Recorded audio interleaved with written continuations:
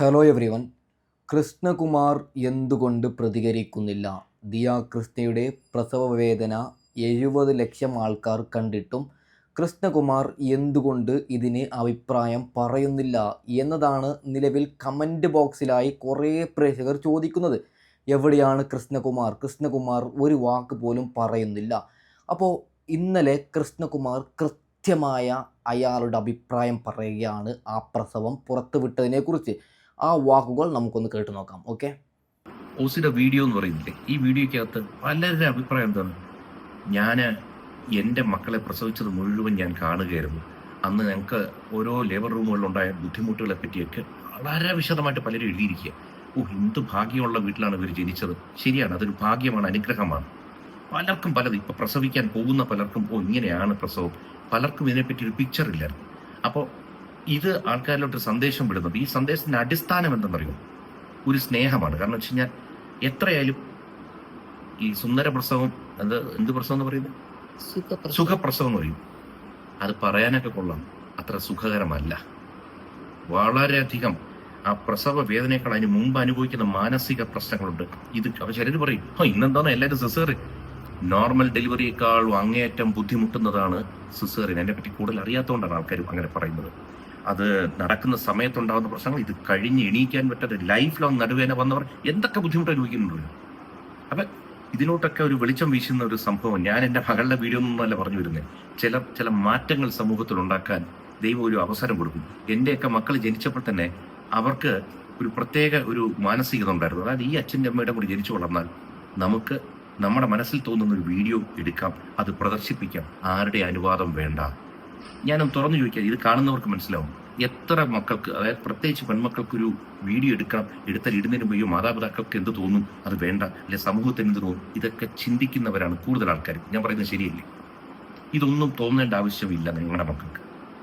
അതിന് തിരിച്ചടികളുണ്ടാവും, പലപ്പോഴും ഞങ്ങൾ വെട്ടിക്കൊള്ളേണ്ടി വരും. പക്ഷെ അതങ്ങനെയാണ്, സമൂഹത്തിൽ ചിലരെ ദൈവം അങ്ങോട്ട് സൃഷ്ടിച്ചു വിടും. അപ്പോൾ അതങ്ങനെയാണ്. ഇപ്പം തന്നെ ഒന്ന് ആലോചിച്ചു, ഒരു കുഞ്ഞിവിടെ ജനിച്ച് കിടക്കും, 2.5 കിലോ പോലും ഇല്ല. ഞാനൊക്കെ ഈ 57 വയസ്സായപ്പോൾ കേരളത്തിൽ കുറച്ചധികം ആൾക്കാരെ നമുക്കറിയാം. ഈ കുഞ്ഞ് ജനിക്കുന്നതിന് മുൻപ് തന്നെ ഈ കുഞ്ഞിന് വേണ്ടി പ്രാർത്ഥിച്ചവർ എത്ര ലക്ഷങ്ങളാണ്. ഈ കുഞ്ഞ് ജനിച്ചപ്പോൾ കുഞ്ഞിൻ്റെ പേര് തന്നെ എത്രയോ പേര് നമ്മുടെ അടുത്തൊക്കെ പറയുന്നു, ആ നല്ല പേര്, മറ്റേ ഞങ്ങൾ പ്രാർത്ഥിച്ചു ആ നിയോമിന് വേണ്ടി, ഓമിക്ക് വേണ്ടി. അപ്പോൾ ചില കുഞ്ഞുങ്ങൾക്ക് അങ്ങനെ ഒരു ഭാഗ്യം ഉണ്ടാവും. അതുകൊണ്ടായിരിക്കും വയറ്റിൽ കിടന്ന് അസാമാന്യമായ പ്രഷർ അനുഭവിച്ചിട്ടുണ്ട്. ഈ തൊട്ട് മുമ്പ് നടന്ന വിഷയങ്ങൾ വന്നപ്പോൾ ഓസി ഞെരുങ്ങുമ്പോൾ ഈ കുഞ്ഞു മകത്ത് ഞെരുങ്ങിയിട്ടുണ്ടാവും. അങ്ങനെ അവിടെ നിന്നേ കാര്യങ്ങൾ കുറേ മനസ്സിലായിട്ടുണ്ട്. മേ ബി അവനും എന്തെങ്കിലും മാറ്റങ്ങൾ വരുത്താനായിരിക്കും എന്ന് എനിക്ക് തോന്നുന്നു.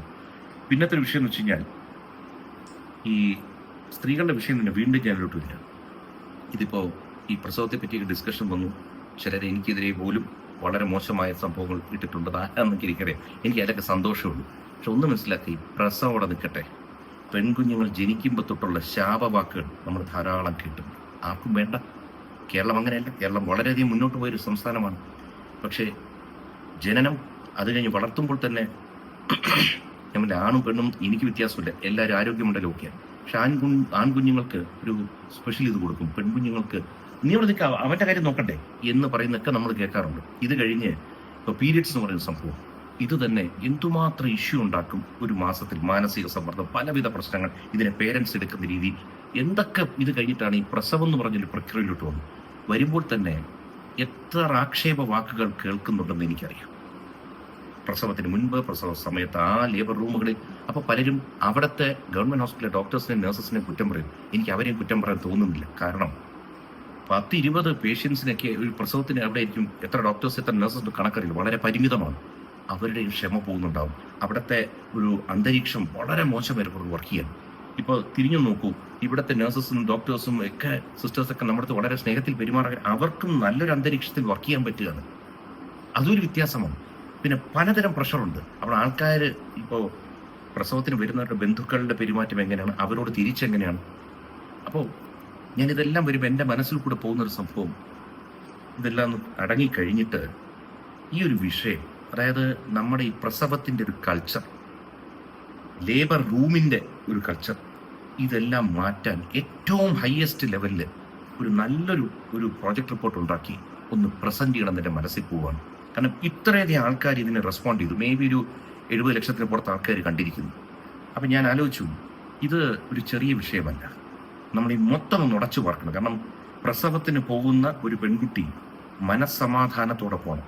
അവിടെ എല്ലാവിധ സൗകര്യം ധൈര്യമായിട്ട് സ്നേഹം നിറഞ്ഞ ഒരു അന്തരീക്ഷത്തിൽ വേണം. അഫ്കോഴ്സ് പ്രസവ വേദന തന്നെയാണ്. പക്ഷേ കുറച്ചുകൂടി ബെറ്റർ അറ്റ്മോസ്ഫിയറിൽ വേണം ഇനിയത്തെ ആൾക്കാർ പ്രസവിക്കാൻ. അതിന് ഒരു നിയമനിർമ്മാണം നടത്താൻ പറ്റുമോ എന്ന് പോലും ഞാൻ ഇനി ചിന്തിച്ചു തുടങ്ങി. കാരണം ഇത്തരം കാര്യങ്ങൾ ഞാൻ ആ കംപ്ലീറ്റ് പറ്റിയാൽ ഈ 10-15 ഞാനൊരു പകുതിക്കപ്പുറത്ത് കമൻസ് വായിച്ചു നോക്കി. സ്ത്രീകൾ, അമ്മമാർ, അമ്മൂമ്മമാർ, കൊച്ചു പെൺകുട്ടികൾ അവരിത് കണ്ടിരിക്കുന്നത് എന്തിനാ? അമ്മമാരോട് പലർക്കും ഒരു അവരുടെ കാഴ്ചപ്പാട് മാറി. അയ്യോ, ഇങ്ങനെ ആയിരുന്നല്ലേ എന്നെയും പ്രസവിച്ച സമയത്ത് അമ്മ. കാരണം ഞാൻ പോലും ഇരുന്ന് ആലോചിച്ചു, എൻ്റെ അമ്മയൊക്കെ പലപ്പോഴും ഭക്ഷണം ഉണ്ടാക്കുന്നത് ഇഷ്ടപ്പെടാത്ത ഭക്ഷണം ഇങ്ങനെ തട്ടി മാറ്റിയിട്ട് എണീറ്റ് പോയിട്ടുണ്ട്. ഞാനിങ്ങനെ ആലോചിച്ചു, പലവിധ കാര്യങ്ങൾ. ഇതെല്ലാം എന്തുമാത്രം പെയിൻ എടുത്തിരിക്കുക എൻ്റെ അമ്മ. കാരണം 43-ാമത്തെ വയസ്സിലാണ് എൻ്റെ അമ്മ പ്രസവിക്കുന്നത്. She might have gone through hell. എവിടെയായിരുന്നു? ഒരു ചെറിയൊരു ആശുപത്രി, തൃപ്പൂണിത്തുറയിലെ പൂണിത്തുറ എന്ന സ്ഥലത്തായിരുന്നു. എന്തൊക്കെ കഷ്ടപ്പാട് അവർ അനുഭവിച്ചിരിക്കുകയാണ് എന്ന് എൻ്റെ പോലും അകത്തിങ്ങനെ കണ്ണു നിറയിപ്പിച്ചു. അതുകൊണ്ട് ഞാൻ കൂടുതൽ വലിച്ചു നീട്ടിക്കൊണ്ടുപോകുന്നില്ല. എന്തെങ്കിലും ഒരു നന്മ വരുത്തുന്ന ഒരു നടപടി ഞാൻ എടുക്കണമെന്ന് വളരെയധികം എൻ്റെ മനസ്സിൽ ഇങ്ങനെ തോന്നിപ്പിക്കും. കഴിഞ്ഞ ദിവസം രാത്രി മുഴുവൻ ഈ ചിന്തയായിരുന്നു. അതിന് നിങ്ങളുടെ എല്ലാവരുടെയും പ്രാർത്ഥനയും ഒരു അനുഗ്രഹം അതിനകത്തുണ്ടാവും. നമുക്ക് ഈ രീതി ഒന്ന് മാറ്റിയിരുന്നു. ആൾക്കാർക്ക് സുഖപ്രസവം എന്ന പേര് പോലെ അവർക്ക് സുഖമുണ്ടാവണം. ആ പ്രസവിക്കുന്ന സമയത്തും ആ പ്രസവ മുറിയിലും അതിനുശേഷം. ഇനിയിപ്പോൾ ഇതിനകത്ത് കുറച്ച് ഓസിയുടെ ഞാനും ആശുപത്രിയിൽ ഞാൻ ഓസിയും സംസാരിച്ചതും അവിടെ ഞങ്ങളെ കാണാൻ വന്ന അവിടുത്തെ സ്റ്റാഫിൻ്റെയൊക്കെ കുറച്ച് ക്ലിപ്പിങ്സ് ഒക്കെ വെച്ച് ഈ ഒരു ബ്ലോഗ് ഞാൻ അവസാനിപ്പിക്കും. അതിന് മുൻപായിട്ട് ഓസിയുടെ കുറച്ച് ഭാഗങ്ങളുണ്ട്, അത് നമുക്ക് കാണാം. ഞാൻ ഈ പറഞ്ഞ വിഷയവുമായിട്ട് ബന്ധപ്പെട്ട് നിങ്ങൾക്ക് എന്തെങ്കിലും നല്ല നല്ല ആശയങ്ങൾ, എന്തെങ്കിലും ഒരു പോയിന്റ്സോ പ്രപ്പോസലിൽ ആഡ് ചെയ്യാനുണ്ടെങ്കിൽ ഈ കമൻറ്റ് ബോക്സിൽ ദയവായി നിങ്ങൾ അറിയിക്കണം, ഇടണം. വരും, നമുക്ക് കുറച്ചൊരു പോർഷൻസ് കാണാം. ഓസി അന്ന് ഭയത്തിലായിരുന്നു, വേദനയിലായിരുന്നു. പക്ഷേ പ്രതീക്ഷ, തനിക്ക് വരാൻ പോകുന്ന കുഞ്ഞിനെക്കുറിച്ചുള്ള പ്രതീക്ഷ ഈ വേദനയ്ക്കും ഭയത്തിനും മുകളിലായിരുന്നു.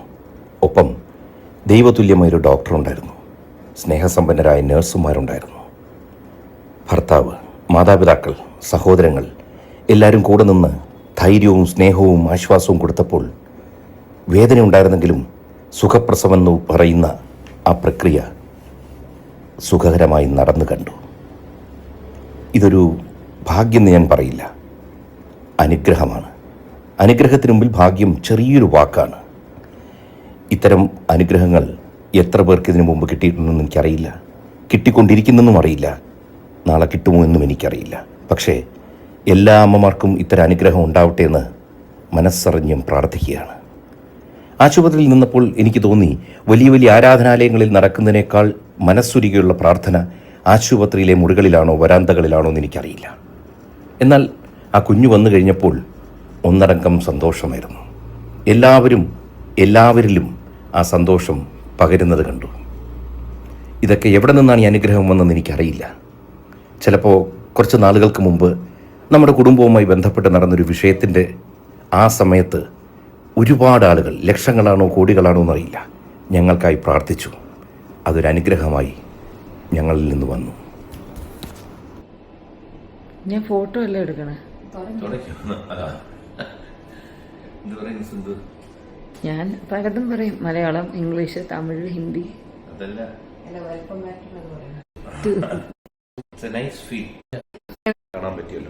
നിങ്ങൾക്ക് ബോറടിച്ചിട്ടില്ല എന്ന് ഞാൻ വിചാരിക്കുന്നു. ഇങ്ങനെ പറയുമ്പോൾ ഞാൻ ഇടപെട്ടെന്തെങ്കിലും സംസാരിച്ചാൽ അദ്ദേഹം പറയുന്നത് നിങ്ങൾക്ക് കൃത്യമായി കേൾക്കാൻ പറ്റില്ല എന്ന് പറഞ്ഞാണ് ഞാൻ മിണ്ടാതിരുന്നത്.